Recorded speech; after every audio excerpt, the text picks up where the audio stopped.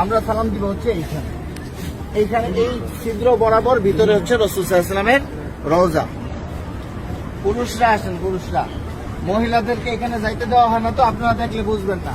একটু আপনারা সাইডে থাকেন।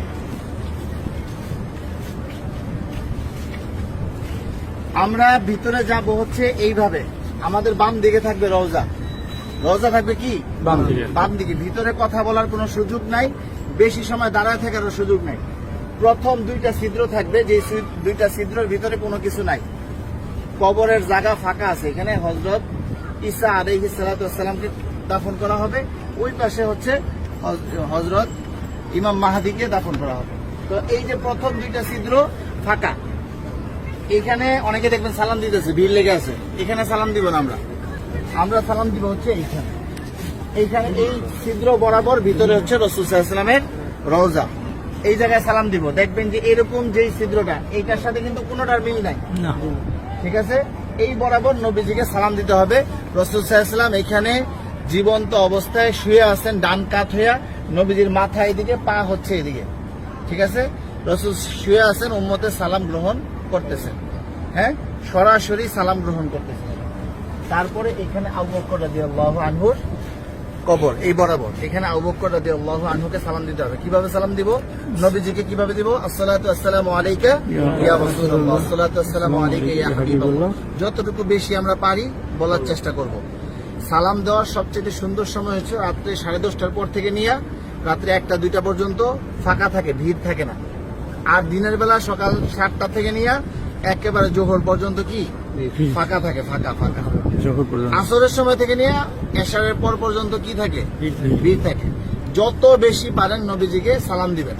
যদি সালাম কবুল হয়ে যায়, আল্লাহ নবী বলতেছেন যে আমার রওজায় যে সালাম দিল তার উপরে, আমার উপরে ওয়াজিব হয়ে যায় তার জন্য হাসরের ময়দানে সুপারিশ করা।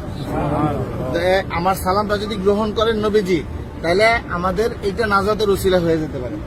যাই হোক, বলতেছিলাম এই বরাবর আবু বকর রাদিয়াল্লাহু আনহু, আবু বকর রাদিয়াল্লাহু আনহু মাথা এদিকে, পা এদিকে। নবীজির মাথা এখানে, রাসূলের পা এই পর্যন্ত আসছে। রাসূলের শরীরের ওই পাশে হচ্ছে কি আবু বকর রাদিয়াল্লাহু আনহু। আবু বকর রাদিয়াল্লাহু আনহু ঘাড় বরাবর হচ্ছে হযরত ওমর রাদিয়াল্লাহু আনহু, উনি আরো ওই পাশে, ঠিক আছে। নবীজি এখান থেকে এভাবে শোয়া, রাসূলের পরে হচ্ছে আবু বকর রাদিয়াল্লাহু আনহু শোয়া, তারপরে হচ্ছে হযরত ওমর রাদিয়াল্লাহু আনহু। এইখানে হযরত ওমর রাদিয়াল্লাহু আনহুকে সালাম দিতে হবে। তো এইখানে নবীজিকে সালাম দিব আমরা। আর রাসূলকে অনেক মানুষ আমাদেরকে বলছে না সালাম দেওয়ার জন্য, তো আমরা নিয়ত করবো যে আমাদেরকে যত মানুষ সালাম দিতে বলছে তাদের সকলের পক্ষ থেকে সালাম, আসসালাতু আসসালামু আলাইকা ইয়া রাসূলুল্লাহ, ঠিক আছে। তারপর আবু বকর রাদিয়াল্লাহু আনহুকে সালাম দিব, হযরত ওমর রাদিয়াল্লাহু আনহুকে সালাম দিব।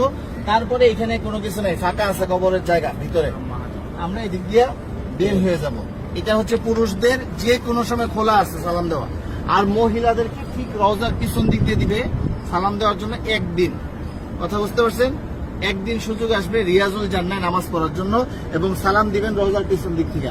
আর মহিলারা বাহির দিয়া প্রতিদিনই সালাম দিবেন আপনারা বাহির থেকে, হ্যাঁ। এই পাশে আসেন।